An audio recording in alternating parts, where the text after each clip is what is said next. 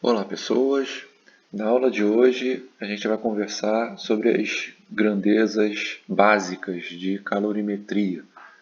Calorimetria é a parte da física que estuda o cálculo da quantidade de calor envolvido nos processos de aquecimento ou resfriamento e nas mudanças de fase. Tá? Então vou apresentar para vocês hoje o conceito de calor específico, capacidade térmica, latente de fusão ou vaporização, nas mudanças de fase, né, e potência térmica. Então, lembrando aí que a quantidade de calor ela pode ser sensível, quando acarreta variação de temperatura, ou quantidade de calor latente, quando acarreta mudanças de fase. Então, quem está vendo na sequência aí, eu já falei sobre quantidade de calor sensível e latente. Agora estou apresentando as fórmulas aqui para vocês.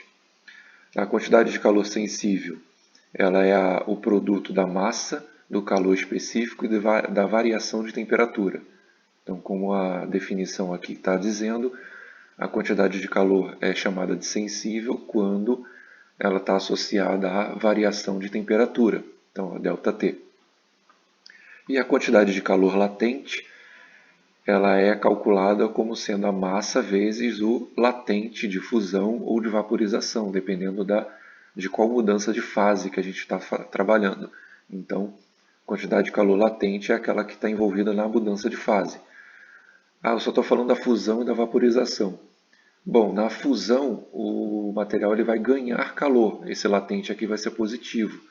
Na solidificação, que é o processo inverso, é só você colocar o valor do latente negativo. Só mudar o sinal. Né? Então, esse latente aqui é uma constante dentro da fórmula. Ele é uma constante que depende do material que você está trabalhando.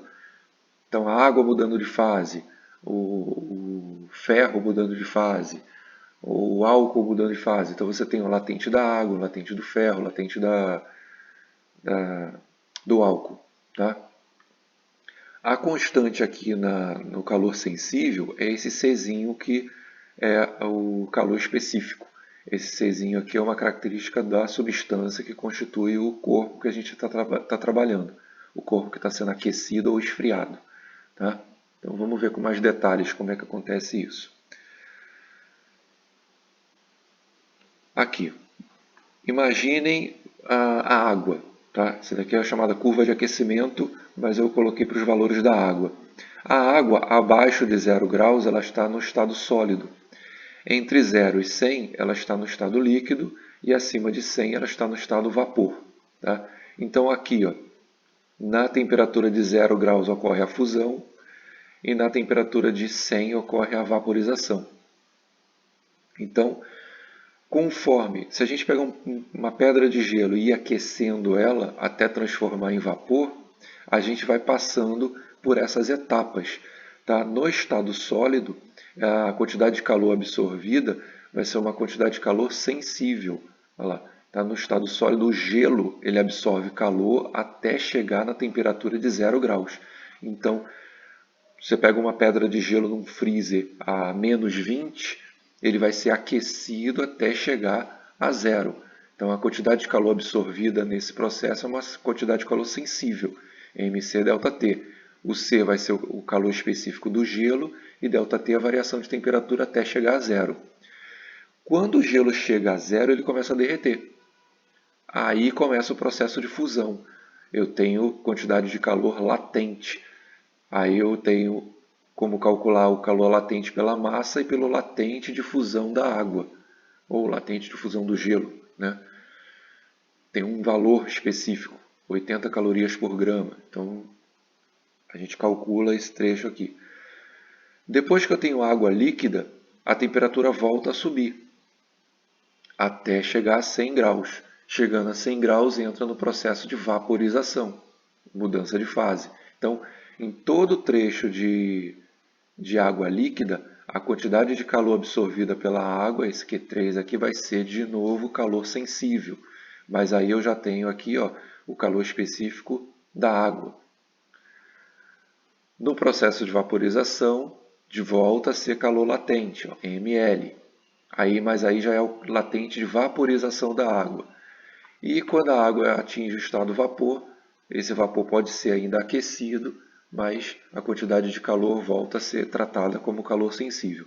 Então, fica claro para vocês, no processo de aquecimento de qualquer material, o que vai mudar aqui são os pontos de fusão e de vaporização, mas qualquer material vai ter esse perfil, né? No estado sólido, a quantidade de calor envolvida vai ser sensível, vai envolver variação de temperatura. Na mudança de fase, a quantidade de calor é latente. Eu vou trocar a fórmula do cálculo. Então, quando a gente trabalhar exercícios, vocês vão ver, se aparecer um gráfico, por exemplo, vocês vão ter que mudar a forma de calcular no trecho onde o gráfico está variando a temperatura e no trecho onde está ocorrendo mudança de fase. Na prática, para vocês é isso. Tá? Vamos aqui agora algumas definições. Calor específico. Tá? Vou começar a clarear as ideias. Calor específico é a quantidade de calor necessária para que 1 grama de material aumente em 1 grau Celsius a temperatura. Eu costumo dizer que facilita bastante a gente olhar para as unidades de medida. Calor sensível no sistema internacional é medido em joule por quilograma Kelvin. Na prática, que é o que a gente trabalha muito em exercício, ele é medido em caloria por grama grau Celsius. Então, olha só, calor sensível é caloria por grama grau Celsius, ou seja, a quantidade de calor para que uma unidade de massa, grama, aumente ou varie, aumente ou diminui, né, a temperatura em 1 grau Celsius. É a quantidade de calor necessária para que uma unidade de massa varie a sua temperatura. E a capacidade térmica? A capacidade térmica tem a ver com inércia. Não vou entrar muito aqui no assunto, não. Vou preparar um vídeo só sobre isso. Mas ela tem a ver com o comportamento térmico do material, não, do corpo que a gente está trabalhando. Os corpos eles absorvem energia, calor e variam a sua temperatura. Para mais ou para menos. Né? Se ele está absorvendo, a temperatura vai subir. Se ele está perdendo calor, a temperatura vai descer. Mas o ritmo de absorção, se vocês conseguem me entender, o ritmo de absorção de calor e a variação de temperatura não é igual para todos os materiais. Ou seja, tem material que absorve muito calor e varia pouco a temperatura, tem material que absorve pouco calor e varia muito a temperatura. Por exemplo, uma panela de metal. A panela de metal ela consegue absorver uma certa quantidade de calor e a temperatura dela sobe muito. Se a panela fosse, modo de dizer, se o recipiente for de madeira, por exemplo, ou de isopor, que é um isolante térmico, ele absorve grandes quantidades de calor, mas a temperatura varia pouco. Então reparem o seguinte, que eu estou falando aqui, capacidade térmica é a resposta que um corpo apresenta, resposta em termos de temperatura, a uma troca de calor. Então, tem corpo que absorve muito calor e varia muito a temperatura, tem corpo que absorve muito calor e varia pouco a temperatura. Tá? Então, a capacidade térmica, de novo, aqui, olha para a unidade de medida. Ela é medida em caloria por grau Celsius, não tem aqui o componente de massa. Tá? Para diferenciar os dois, pensa no seguinte, calor específico está relacionado com a substância que constitui um corpo e a capacidade térmica ao corpo em si. Então, vou voltar ao exemplo da panela. Eu tenho uma panela de alumínio. Então, a panela tem uma capacidade térmica, o alumínio tem um calor específico. Ah, minha panela é de ferro. Então, a panela tem uma capacidade térmica, o ferro tem um calor específico. Então, eu posso ter duas panelas, uma de alumínio, outra de ferro, com a mesma capacidade térmica, mas o alumínio tem um calor específico e o ferro tem outro.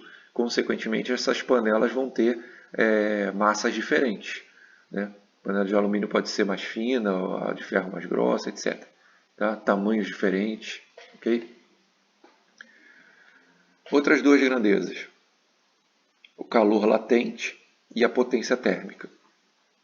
Calor latente é a quantidade de calor absorvida por cada unidade de massa no processo de mudança de fase. Lembra, esse Lzinho aqui aparece justamente na mudança de fase. Então é a quantidade de calor absorvida na mudança de fase, a quantidade de calor necessária para que cada grama do material mude de fase, seja na fusão, na vaporização, na solidificação ou na condensação. Tá? E a potência térmica, como toda e qualquer potência, vai ser energia por unidade de tempo. Repara que eu botei o T minúsculo aqui, tá? Eu estou usando T maiúsculo para temperatura e T minúsculo para tempo. Então, é a quantidade de calor, que é uma energia, dividida pela unidade de tempo. Tá?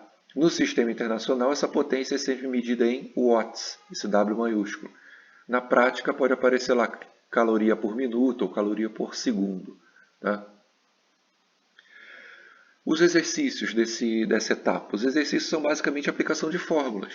Tá? Então, peguei um exercício simples aqui. Ó. Quantas calorias devem ser fornecidas a 300 gramas de álcool para que ele passe de 20 graus Celsius para 24 graus Celsius?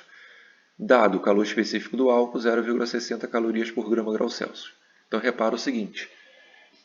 Que eu falei, calor específico é uma constante da fórmula. Então, ele é dado aqui no problema. Tá? E ele perguntou quantas calorias devem ser fornecidas para que essa massa de álcool, grama, massa de álcool, varie a temperatura de 20 para 24. Então, primeiro passo para qualquer problema de física, lê o enunciado e faz uma lista de dados. Então, ele está querendo saber quantas calorias, está aqui, ó, quantidade de calor, ele me informa a massa, ele fala que a temperatura vai de 20 para 24, então a variação de temperatura é de 4 graus Celsius.